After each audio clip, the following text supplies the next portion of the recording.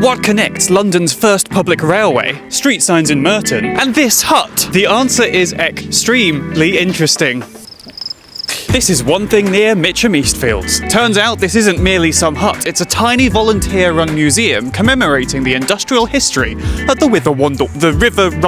The Wandle flows from its source at Croydon to meet the Thames at Wandsworth, and because it flows very fast, it's been used to power water mills since Roman times. Obviously, they needed a form of transport to get the goods manufactured on the river down to the Thames. So immediately the thought was a canal. Immediately objected to by the mill owners on the grounds that when they filled the locks on the canal, they would take water from the river and it would stop the water wheels. Instead, it was decided to build the railway. Well before steam, so it was horse-drawn and it was a public railway. Any person could bring their own wagon to the railway. Of course, it was fairly easy for the horse because the wheels of the wagons didn't sink into the ground. And of course, you had the 136-foot slope going down to the river. So the usual run on the railway was 46 tons with a single horse. Part of the route will take you into Croydon is the pathway of the original Surrey Iron Railway. We were founded 40 years ago. Our main aim is to teach the local people about the industries that used to be here. We do talks to adults, and this gives us sufficient funds to be able to teach the local school children. We take over 400 school children a year, and then we give every child a chance to do a William Morris print and take it home with them. The museum is open on Wednesday and Sunday afternoons, and there's a great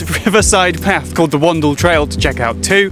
I'm enjoying myself. Mitcham Eastfields is one of London's newer stations, opened in 2008 largely because Mitcham was not well served by public transport. It uses a modular design, so it will look very familiar to all you Corby heads and Greenhive stands. I know you're out there. The most interesting thing is how its two platforms are separated. It feels more like two half stations shaking hands. Or nearly shaking hands. The footbridge takes you across the tracks, but not over the road that bisects the station. It's bizarre running parallel to people's front doors, and there's a forbidden lawn. But overall, this station, whilst necessary, isn't very inspiring. It's a low C tier.